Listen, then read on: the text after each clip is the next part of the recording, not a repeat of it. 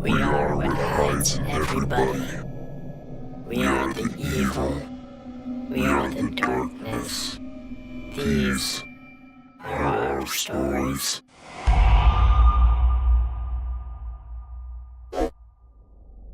Well, good evening, ladies and gentlemen, and welcome back. Tonight we have a horrifying creepypasta for you. Just how do you feel about being home alone? Hope didn't like being home without her parents. All of her friends did, and they had all shared wild tales of what exactly they had done when their parents were gone. They all seemed to get a sense of satisfaction at disobeying their parents and defying the rules. Hope didn't have a rebellious streak. It wasn't that she was a goody two-shoes, it was just that her parents had always been reasonable with her, and in turn she complied with their wishes. On this particular night, Hope's parents had gone out for dinner and a movie, and probably wouldn't be back until very late at night. Hope flopped down on the couch and picked up her book. It was a novel by Stephen King. Before long, she was beginning to grow a little nervous. Her eyes flitted around the room. Seeing she was still alone, she relaxed a little, before noticing the open door that led into the kitchen. The light in the room was out, and the darkness was unsettling. Hope couldn't shake the feeling that something inside the kitchen was watching her, perhaps leering with a sinister grin. Hope tried to continue reading her book, but kept getting distracted. At last, she finally got up and ran towards the kitchen door. She slammed it shut and drew back in one quick movement, as if expecting a hand to snake out of the blackness and grab her wrist. Needless to say, this didn't happen. She let out a sigh of relief and even laughed at herself a little before going back to the warm comfort of her couch. Instead of retrieving her book, Hope simply grabbed the remote and flicked on the television. She reached over and turned off the lamp on the nearby nightstand before adjusting herself on the couch, curling into a cozy position. The television was displaying a rerun of the newest Criminal Minds. Hope swiftly changed the channel to Cartoon Network. She had had enough scary stories for one night. She glanced ruefully at her library book, which was now discarded on the floor. Hope slowly turned her head back to the television screen and, in her snug posture, gradually fell asleep. About an hour later, Hope was awoken by a sudden stream of light hitting her face. The light was shining in through her window. She winced and turned away, moaning softly and cursing the light for interrupting her slumber.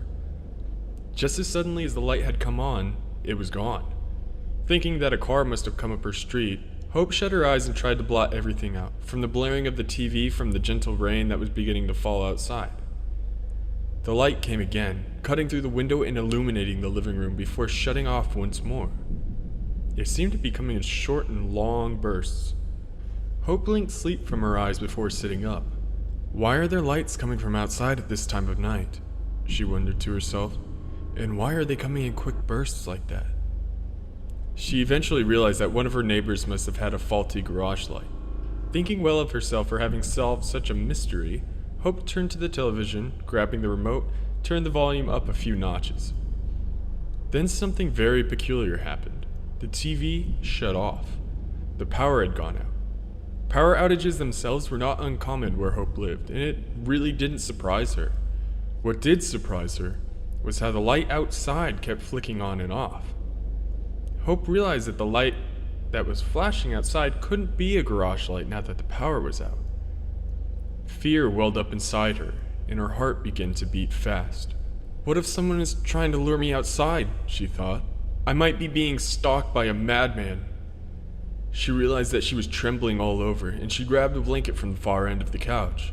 That's when a more disturbing thought hit her. What if he can see me right now? Hope looked at the window, and a feeling of unease crept over her. She definitely had the distinct feeling that she was being watched. Hope made up her mind, then and there, what she would do. In a quick movement, she vaulted herself from the couch and huddled in the darkness. The flashing lights continued and seemed to grow more insistent, more impatient. Hope crawled along the floor before reaching up and grabbing the doorknob to the kitchen. She slowly turned it and slipped inside.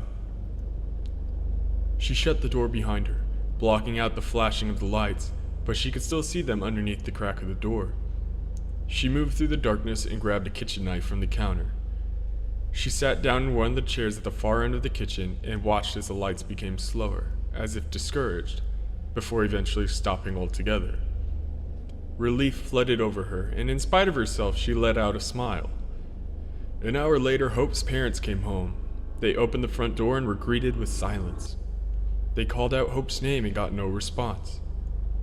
When they went into the kitchen, a ghastly sight awaited them. Hope sat in one of the chairs at the far end. A horrible expression of shock was evident on her face, and her throat had been torn into by a vicious blade. Hope's own kitchen knife lay useless on the floor beside her chair.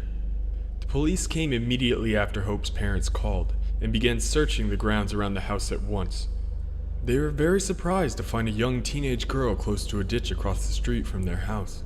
There were multiple stab wounds all over her body, and it was quite obvious she had been murdered in the same manner as Hope. Clutched in the girl's hand was a small flashlight. She had been trying to signal for help, and trying to warn whoever was inside Hope's house. Well, I hope that didn't make you too terrified to go to sleep tonight. Don't forget, like, comment, share, and subscribe. And as always, have a terrifying evening.